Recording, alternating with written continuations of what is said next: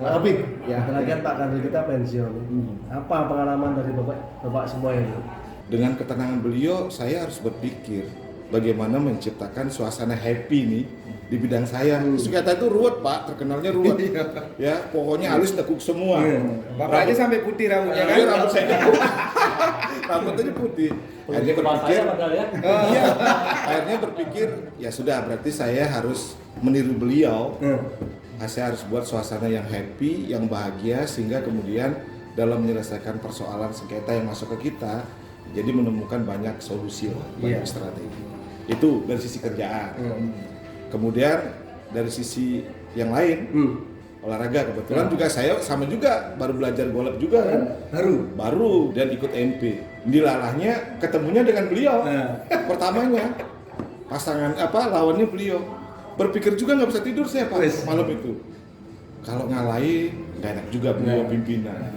Kalau misalkan nggak kalahin, dipikir saya pura-pura, walaupun sebenarnya ya memang belum bisa banget. Jaga klien Pak, jaga klien. Iya, jaga klien, jaga klien.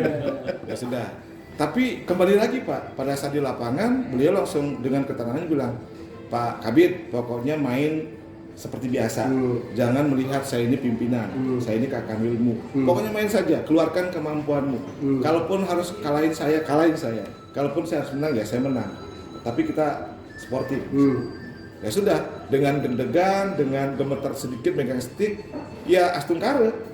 Menang juga sih akhirnya. Tetapi ya Hebat. Ya hebat di keterbatasan.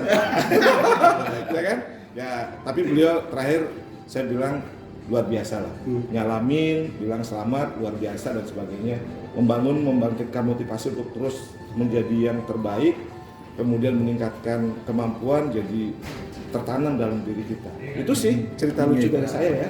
Kalau saya tuh sejak pertama beliau kesini Pak, pada saat milih ajudan, akhirnya terpilih Dita, kan gitu. Nah pada saat Dita ditanya S2, ternyata Dita itu bisa S1 belum selesai langsung S2. Pak Kanwil kepingin, anaknya juga begitu. Saya tanya, anak bapak kuliah di mana gitu kan? Di Undip. Jurusannya Pak geodesi. Terus dia juga tanya, anak bapak sama geodesi juga, Undip juga, iya. Pada 3 tahun 4 tahun yang lalu. Setelah itu kita pulang sama-sama pulang. Tanya anak masing-masing. Langsunglah telepon saya, Pak, anak kita udah kenal lebih dulu. Ternyata anak kita satu geng Pak. Aduh. Dan kesan berikutnya pada saat beliau kerja, memang saya akui beliau perfect orangnya, detail, kemudian teliti. Itu hal-hal yang bagus yang bisa kita contoh Pak untuk itu. Cuma yang bagusnya lagi Pak, cuma disertai dengan contoh gitu. Dia kalau pagi, jadi saya malu kalau masuk jam 9 Pak. Jadi akhirnya ternyata masuk pagi itu enak Pak. Masuk pagi aja. Oke lah kalau bidang kerjaan udah lah Bapak udah perfect lah. Jadi detail sekali. Saya berapa kali ngajuin SK Pak, saya kan ini orangnya kerosokan Pak. Kadang meriksa apalagi udah berkasnya banyak. Jadi yang saya periksa pakai sampel aja. 1, 2, 3 udah betul, berarti yang lain saya anggap betul. Tapi Bapak enggak. Itu dibaca satu persatu masuk. SK yang saya ajukan dibaca satu persatu. Ada yang salah, titik koma aja diperiksa Pak. Iya kan, hampir semua kita. Malu kadang-kadang. Iya, jadi lama-lama malu Pak Kabid. malu Pak. Nah, kalau di lapangan Pak, itu yang paling berkesan. Pertama kali saya dapat duitnya Bapak. Cuman 100.000 Pak. 100.000, cuman nggak enaknya dikasih 100.000, terima nggak ya? Terima. Masalahnya Bapak kalah. Jadi Pak Kanwil kalah ini. Saya par, Bapak double apa-apa itu mainnya di Bali Handara waktu itu. Kita tahu kan Bali Handara itu lapangannya Bapak. Jadi Bapak tahu persis. Kandangnya beliau lah ya. Ya kandangnya Pak Kanwil lah. Tapi kok bisa kalah di situ? Gitu. Nah disitulah nggak enaknya saya ngambil uang 100.000 dari Bapak itu. Aduh kesannya aduh gimana gitu. Tapi benar Pak Kabid, kadang-kadang beliau yang paling rajin bayar dulu kalau ini. Iya. Satu pairing itu, yang lainnya ntar di depan ya beliau langsung. Yang lainnya pakai ngebon kadang-kadang Pak. Tapi kalau Bapak udah langsung bayar. Saya pernah nih. Jadi kan saya kan belum lama nih kenal beliau nih di sini baru 4 bulan lah kurang lebih. Jadi sekali waktu pertama kali saya mau laporan pekerjaan ke beliau nih, kan tempat saya jauh nih di belakang. Paling beda sendiri jauh. Ya, jauh di belakang. Terus jalan cepet, napas saya udah gitu Pak ya. Pas diterima sama beliau masuk, lupa yang mau diomongin Pak. Tapi ada untungnya Pak. Beliau langsung dengan pembawaannya yang kalem kan Pak ya. Terus suaranya tuh yang enak didengar gitu Pak. Ada apa Pak Bobo? Langsung tenang gitu, terus saya mikir ingat lagi yang diomongin, apa yang mau dia bicarain. Tapi ya itulah kesan saya dengan beliau tuh, orangnya kalem, kebapaan. Ya mudah-mudahan nanti pengganti beliau seperti Bapak lah, kalemnya supaya menenangkan kita ya. Seperti itu Pak. Pak Fahmi gimana? Ya, kalau saya mungkin sama kayak Pak Popo ya, karena kan saya kan baru juga, baru 4 bulan ya Pak Popo. Iya. Hal yang pertama Pak Kakanwil sampaikan ya, kasus-kasus pertanahan itu yang perlu dikonsen.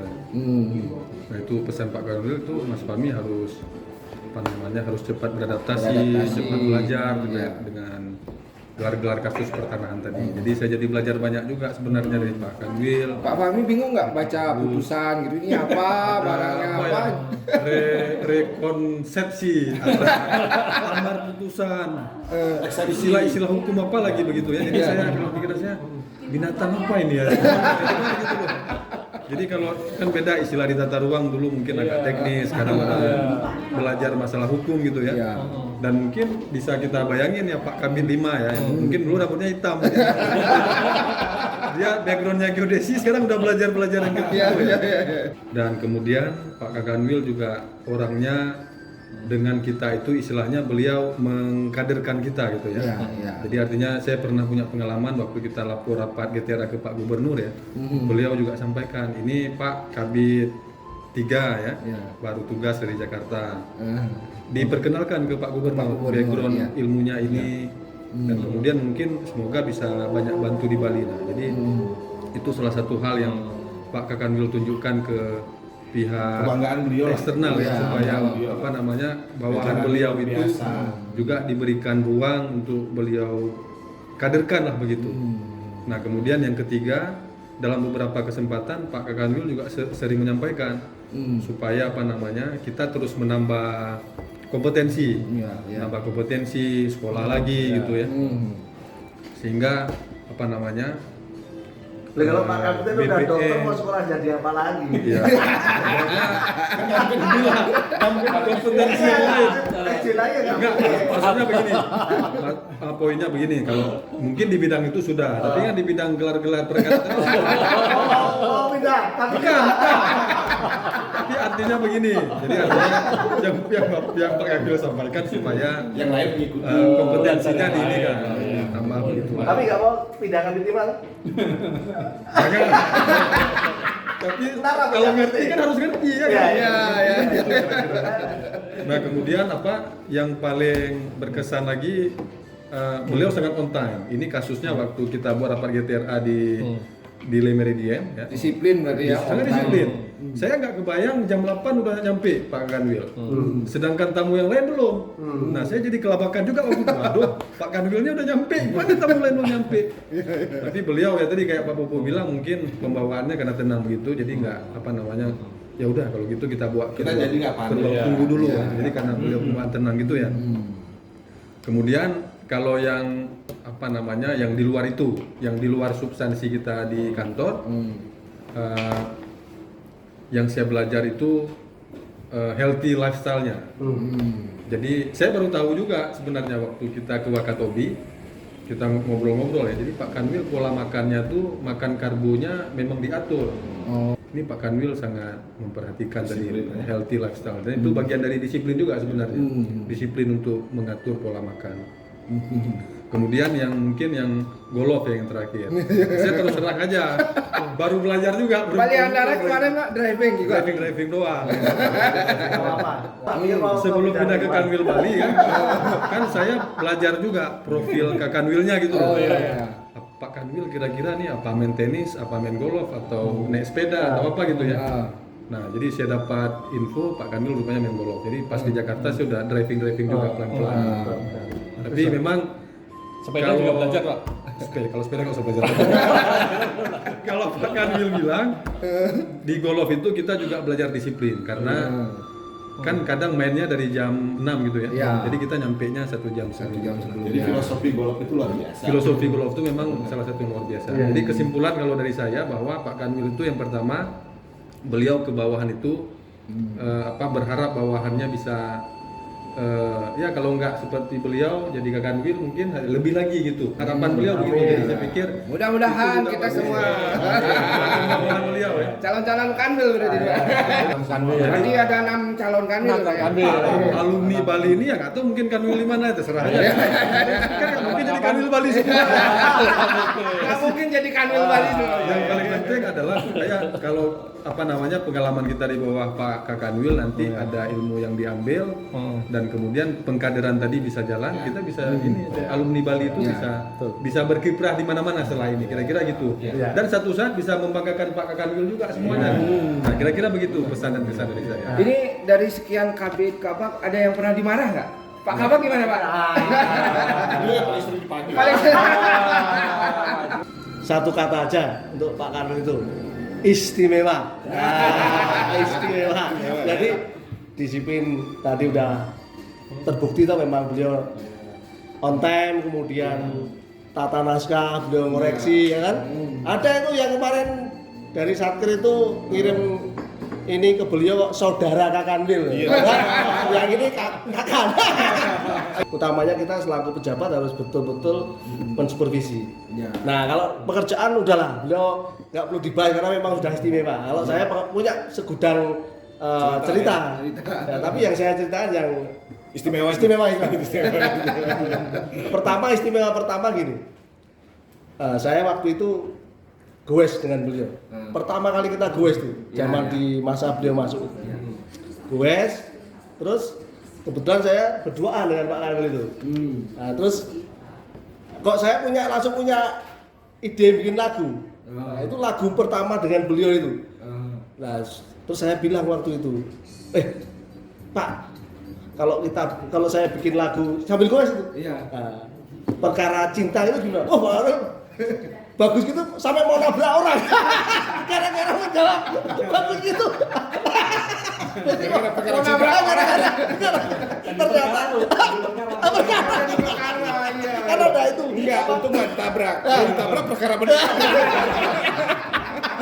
Perkara cinta itu hampir 10.000 viewers. Yang penting semesta mendukung. Itu.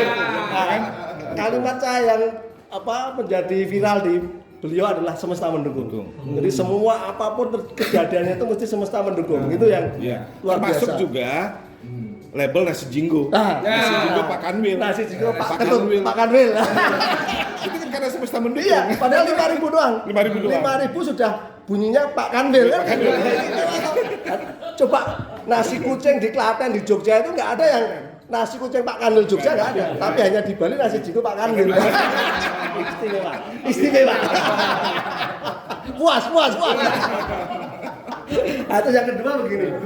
Nah, yang cerita yang lucu bagi saya itu, waktu kemarin kan kita lagi skenario itu untuk bikin acara ulang tahunnya Pak Kanwil. Pak Kabit 2, Pak Kabit 1, dalangnya ini kan enak saja. Saya dipancing Pak itu. Gimana Pak Abang?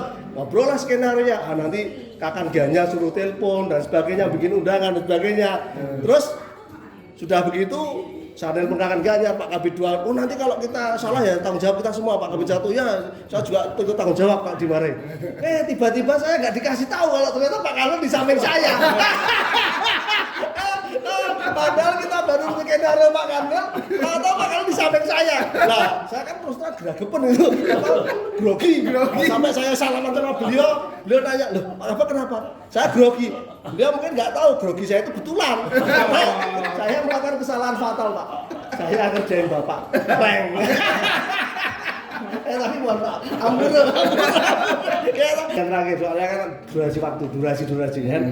Nah, yang terakhir itu kalau ini bukan pengalaman lucu tapi betul-betul itulah pimpinan tuh harus seperti beliau. Jadi saya jujur aja sampai sekarang belum ada bandingannya kalau yang soal ini. Jadi ketika di Jogja itu loh, Iya. nah, saya kan ya tuan rumah, kan, deg-degan. Pak Kanli kabarnya sakit, jadi ke Jogja apa tidak? Jadi Jogja. Kalau nggak ada Pak Kanli tentu akan mempengaruhi teman-teman kan gitu. Nggak seru kok, Nah, kalau nggak ada Pak iya. Kanli. Tapi Pak Kanil dalam teleponnya saya tetap ke Jogja. Nah, dan ternyata di luar dugaan saya, walaupun saya telepon hari Sabtunya telepon, terus sebelumnya juga telepon, ternyata bapaknya itu juga pakai kursi roda. Iya. Itu menurut saya, aduh, tidak bisa dinilai dengan kata-kata, dengan apapun lah, bahwa beliau sangat menghormati siapapun orang yang ini kan. Artinya saya juga jadi terharu gitu loh.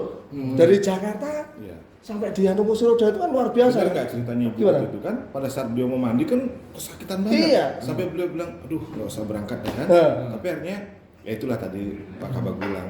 Jadi beliau memang pingin benar-benar hadir dan ada di tengah-tengah Ya, kita. begitu. Itu luar Nah, biasanya. dan pada saat ketemu dari turun dari lift itu kan, terus beliau hanya mengatakan begini, saya lihat teman-teman semua terasa Langsung sehat. Sehat. Itu istimewa. Udah gitu aja. Banyak kalau ini dipotong gajinya ya.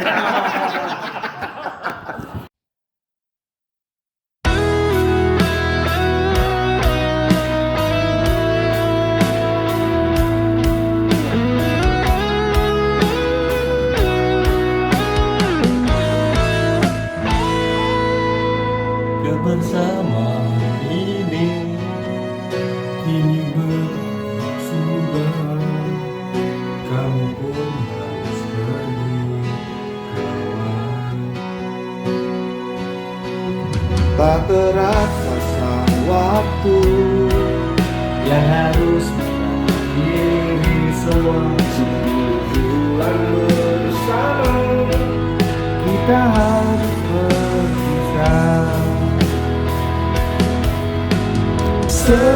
Selamat tinggal kawan.